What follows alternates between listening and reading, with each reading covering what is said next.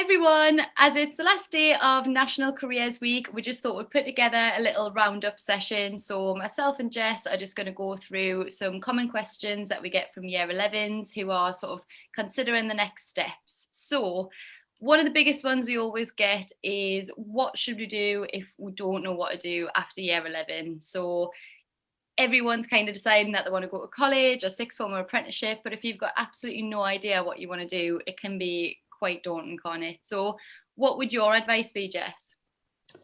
I think the best place to start, obviously, is speaking to people around you, trying to get inspiration from them. I would always say speak with your teachers. If you've got access to a careers advisor in your school, then definitely use them. I think a lot of the young people that we speak to are almost a little bit embarrassed to go and speak with a careers advisor, but obviously that's the whole purpose of their role. They're experts, they know what they're talking about. So I think it's worth speaking to them. I'd also say such an important thing is doing something that you enjoy, and there's lots of pressure on young people to choose something that maybe is going to earn you loads of money, or they think it's going to earn you loads of money, or doing something that maybe all of your friends are going to choose a particular course, or maybe all your friends want to do A levels, or all your friends want to do vocational. I think you just need to think about what you'll enjoy, because the likelihood is you'll do better in something if you actually enjoy the content and are interested in learning about it. So maybe think about what you enjoy most at GCSE, or equally what you don't enjoy at GCSE, because I think that can be useful in narrowing down your options as well. Yeah, definitely. I think, like you mentioned at the start as well, it's chatting to other people as well, isn't it? So you probably know what your parents do, or what like aunties, uncles, neighbours do, but you probably don't really know how they got there. So what did they do after year 11? What did they study? And chances are they probably studied something that was completely different to what they do now, which I think is fine. If you don't know what you want to do, chances are you might study something like you say that you enjoy, but end up in a completely different career and a different pathway. So it's about kind of being curious, isn't it, and asking other people and kind of getting advice and things from them as well. Definitely. Brill. So another one I think that links into the back of that is, what if you start a course and you don't like it? And I know I get that all the time from students, thinking that when you leave and you start a course, that's you, and that's what you're now going to do for the rest of your life. But actually that isn't the case, is it? Because often you'll start a course and realise pretty soon that it's probably not for you or not what you expected. Yeah, I think I've probably told this story on another one of our podcasts at some point, but I know when I chose my A levels, I think that, well, this was back when you'd choose four and then drop one for your second year. And I chose human biology as my fourth, and have still to this day absolutely no idea why. Absolutely awful at science. So chose that, and then very quickly realized that it was not for me. And my sixth form were just really flexible. So I swapped it out and ended up doing classics, which I ended up really enjoying. But I think there definitely is flexibility there. Like I've just said in my previous answer, one of the biggest things is that you're going to enjoy yourself. And as a college, that's what we want to make sure our students do. So we don't want you to be studying a course that you ultimately hate. So I think particularly in those first few weeks, there's definitely flexibility. Fab. I know at this college, obviously, you have like your progression coach, and it's good to kind of check in with them, isn't it? And just be honest with them. So if you feel like you're not enjoying it or you're having doubts about the course, just to be honest, because they're the ones who are going to help you, whether it's swapping to a different course or whether it's doing something completely different. It's just being honest with them, isn't it? And speaking up sooner rather than later, so that you don't get kind of too far in. But yeah, it's absolutely not your final decision. And even if you do a year of something and then decide, actually, that's maybe not what I want to continue doing, especially if you're in year 11. I don't know how many year 11 students know this, but in terms of your actual time frame to complete your level 3 courses, you've got 3 years to do that. And obviously most level 3 courses are 2 years long. So if you do have a year where you maybe choose a course and then think, oh, I do not know why I chose that, or I'm no longer interested in it, or I've had a complete change of heart, I want to do something else, then that is also still a possibility. So don't get yourselves too bogged down with kind of making sure that you've chosen the right career for the rest of your life, because you are only 16. Yeah, exactly. And I think on the back of that, like the 3 years, it's good to know that those 3 years are when it's free, isn't it? So I've had a lot of students recently saying, do you have to pay if you go to college? And I think sometimes it gets a bit confused with like university, doesn't it? And there's so much Yeah. talk around how much debt you get in after university and how much it costs, but college is completely different. So if you wanting to go to college, like you say, at 16, you've got those 3 years that will be free. You don't need to worry about obviously tuition fees or anything like that. Yeah. Yeah, it's probably just good to mention. On that note, I think another one is like bursaries. So again, you might live just around the corner from your school and you've always walked to school. But now if you're thinking about going to college or going to sixth form, it might be a little bit further out the area. So I don't know if you want to just kind of talk through bursaries, Jess, just about how they work and what support might be available. Yeah, definitely. So in terms of bursaries, I think that my best advice would be, if you at all think you might be eligible, obviously with all bursaries, there's eligibility criteria, but if you think that you might fall within that, then have a chat with a member of our student services team. They are super friendly, really knowledgeable. They know what they're talking about, and they're the best people to advise on the application process, and that sort of thing. But you obviously don't want to miss out on funding if it is available. And obviously you'd be absolutely gutted if you realised that you actually were eligible for something. So if you think at all, maybe I might be eligible for it, then I'd definitely have a chat with them. And if you're filling in one of our application forms, there is actually a box on there where you can essentially just note down that you think you might be eligible for some financial support, and then they'll get in contact with you. So yeah, it's something I would say, if you think you might be, then just get in touch. Yeah, definitely. I don't think it's something that I probably would have thought about when I was going to college, but No. obviously, even if it is just a case of getting a travel pass, like loads of students are eligible for the travel pass, aren't they? If they live like a Yeah. further mile from the college, say, and you do meet that criteria, then you could get your bus pass or your metro pass or whatever it is literally provided every day, and that's a massive help, isn't it? So, Yeah. yeah, definitely worth looking into.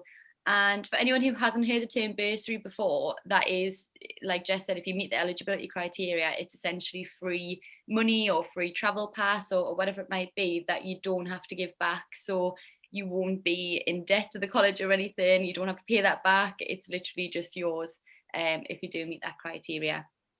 I think just on that note, obviously, financial support is just one area of support you can get when you're at college, but there's a whole range of support, isn't there, that's available, whether it's in lessons, whether it's, something that's going on at home or whatever it might be. Are you all right just to kind of go over what the support's like at college and what students might be able to access? Yeah, definitely. So within the student services team, we have got careers guidance officers, and they're obviously there to support you with kind of a wealth of things that fall under that umbrella. So things like CVs, cover letters, mock interviews, and that sort of thing.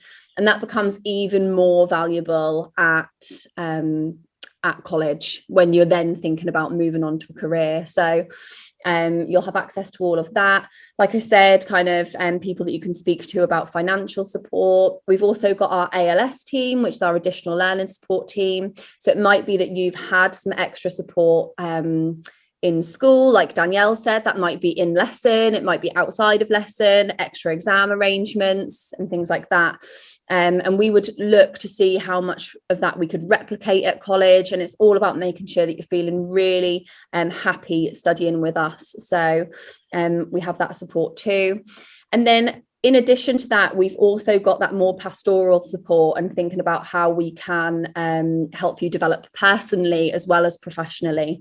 So you will have access to that support too. Brilliant. I think hopefully that'll kind of make people feel a bit more at ease, because I think when you're at school and you get so much support, don't even from like your form tutor, or whether it is like additional learning support, or just knowing who to kind of check in with. And then thinking of coming somewhere completely new and not knowing who to turn to if you've got a problem is such a big thing, isn't it? And I think the student services team are so lovely, aren't they? Oh, amazing. So they're so nice. So if you had any trouble at all when you got to college, if you just can't find your way around, or you need a new timetable, or literally anything, they've got an open door policy and you just can jump straight in, can't you, and chat to someone. So it's good to know they're there and can help you out if you do need it.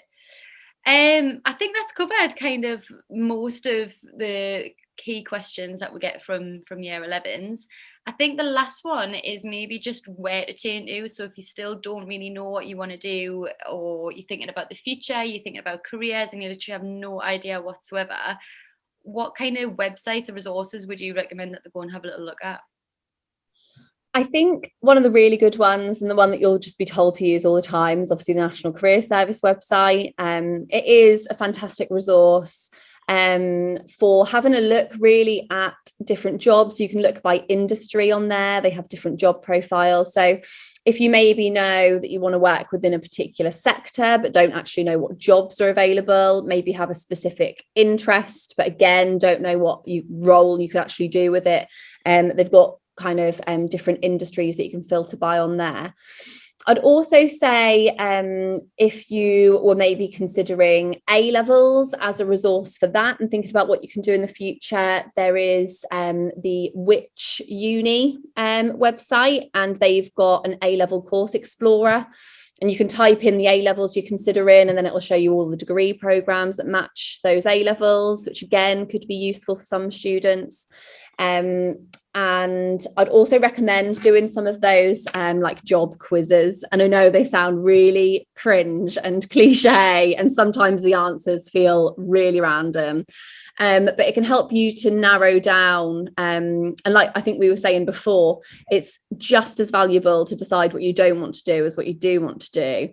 So you might do one of those quizzes and then it bring out a job and you think, absolutely not. And then you can think to yourself, okay, but why would I absolutely not want to do that job? So they can also be useful, and you can find those on National Career Service website and those sorts of places. Real. I do honestly do think those quizzes are so helpful. I do them with students all the time, and they're always shocked. And I think I'm always still shocked when they come up with results that actually do match their personality. And a lot of the time are like rules that they'd never really thought of before. But then when you click on it and they read through, they're like, actually, that sounds really good. But it's not something you would come across every single day. So, and like I say, they only take a few minutes, don't they? Like 5 or 10 minutes max. But it is worth doing if you just got a bit of free time at night or on the weekend or something. Have a little scroll through. And even if you know what you want to do, I think they're useful, because sometimes that'll confirm that is right for you and that does match your skills, your personality. So either way, definitely think it's a good shout. Yeah, I would also say as well, one of the things that I do with students that I work with, if they say, I have no idea what I want to do after year 11, just thinking about, okay, categorically, what are your options in terms of big kind of headings? So you could do A-levels, you could do vocational, or you could do an apprenticeship. Or you could do T-levels now as well, throw them into the mix. But you've got those options, and then you'll be able to think to yourself, usually they can come up with it pretty quickly and think, okay, I definitely don't want to do A-levels, or I definitely don't want to do an apprenticeship. And you can start to narrow things down that way. I think it's just because there feels like there's so much choice, when actually there are really now with T-levels 4 main pathways that you could go down. So try and break it down like that as well. I think that can be useful. Yeah, definitely. I would totally agree. Cross out what you don't want to do, and then it only leaves kind of a few different routes, doesn't it? Yeah. Well, hopefully that's been useful for everyone, and hopefully you found all the resources we've been putting out this week helpful. If you do have any questions, we will be running a drop-in tonight, and that's from 3:30 until 4:30. So you can come along to the college and you can chat with either myself, Jess or Sandy, and we can show you around if you want to have a little look. But we can obviously just answer any questions you might have and hopefully point you in the right direction. So yeah, hopefully that's been useful. Thank you very much, Jess. Thanks.